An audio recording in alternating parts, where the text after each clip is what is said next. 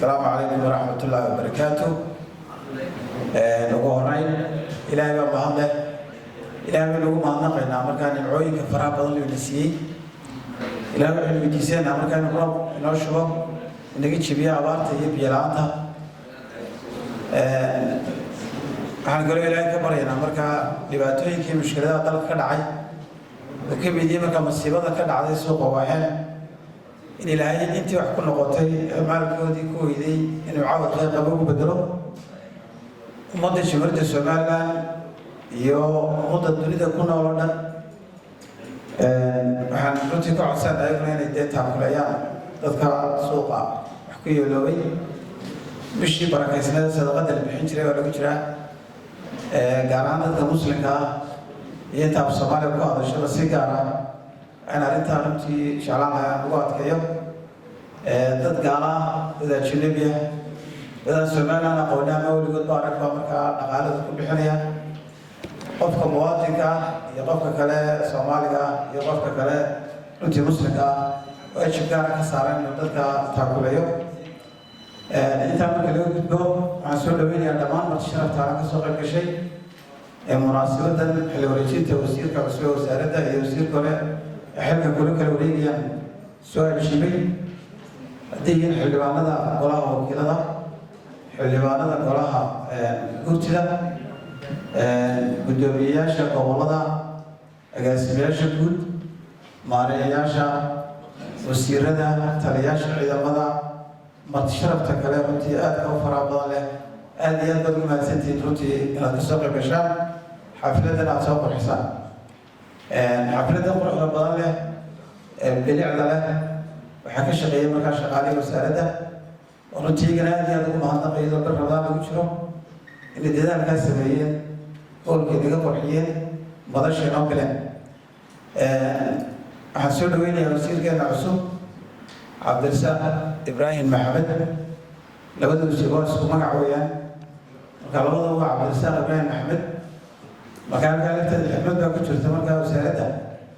inay dee sida ku socotay oo duulaysa ku socon doonto bay muujinaysaa wasiirka hore cabdirasaaq ibraahim maxamed baa ka tegey wasiir cabdirasaaq ibraahim maxamed baa yimi xawaarihii ku socotay bay kusoo dhaaqaysaa marka aad iyo aad baa kusoo dhaweynaynaa wasaaraddan runtii waa wasaarad ballaaran wasaarad qiimo leh wasaarad qaranka ugu fadhida markaa muhiimad gaar weyn waxaa runtii aada wasiiru noqon doontaa inaad hagto siyaasadda guud ee qaranka ee lagu hagayo markaa gaadiidka dalka si guud markaa gaadiidka hadduu yahay gaadiidka dhulka hadduu yahay ka cirka iyo hadduu yahay ka badda innaga dalkeena weli gaadiid cirka oo dalka dhexdiisa iskaga gooshaa ma jiro gaadiidkeena badda laftiisu looma isticmaalo transport ahaan looma isticmaalo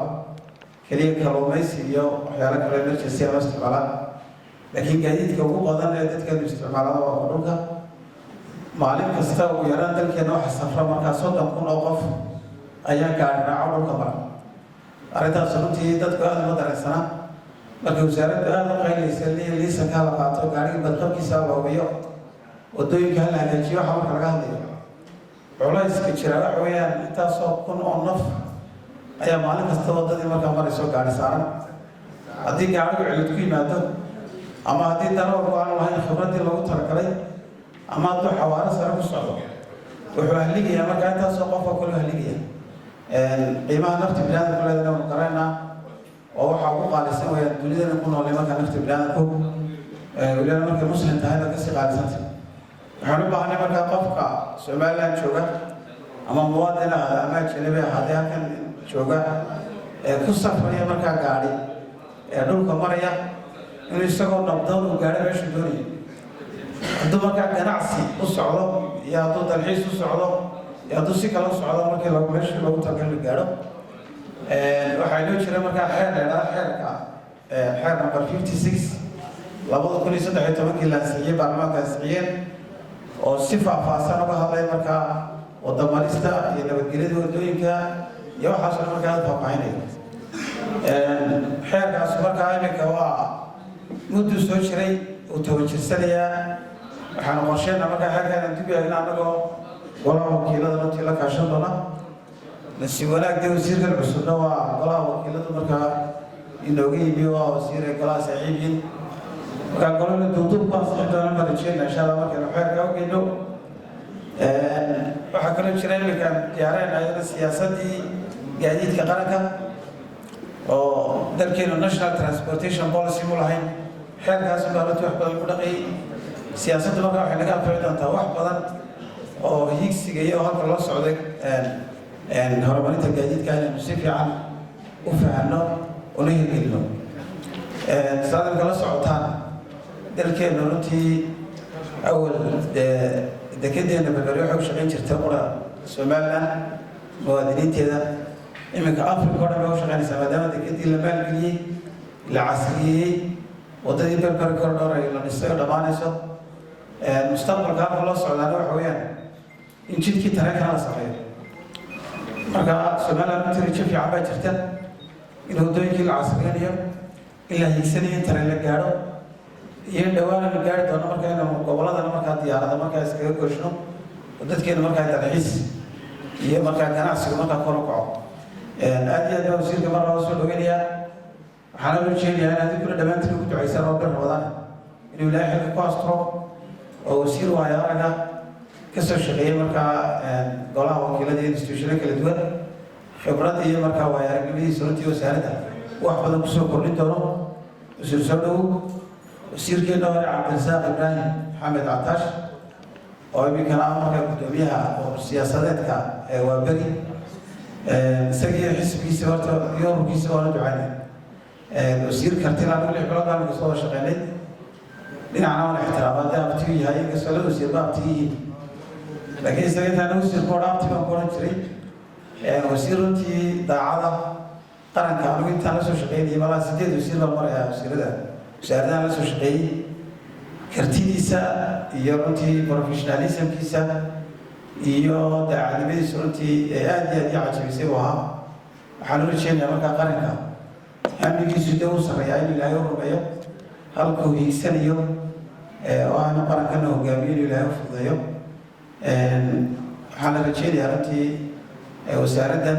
iyo shaqaalaheedu runtii wasiirka cusub cabdirasaaq waa shaqaalo karti leh shaqaalo khibrad iyo magaranaysa aqoon iyo farsamo leh adigu inaad hogaamin kusoo kordhin doonto aad iyo aad baan idin salaamayaa mar labaad iyo mar saddexaad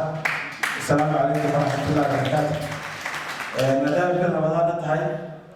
hadallada waynu soo kookoobi doonaa xildhibaanada xubno ka mid ah la siin doonaa maadaama aan la wada siin karin wasiirada iyo martisharafta kale la siin doonaa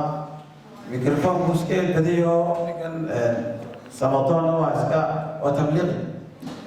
marka eedda waa la qaataa marka mikrofoonka tahay aad iyo aad baan ugu raaligelina dadka qaar haddii laga tago micneedu ma aha waa laga tegey laakiin inagoo ramadaanta iyo bisha ixtiraamayna iyo martisharafta aad iyo aad baan ugu adkeynaya waqtigan in la ilaaliyo dadkana runtii ay soo koobaan iyaguna sharfaan مرشرة الشرفان. السلام عليكم ورحمة الله وبركاته.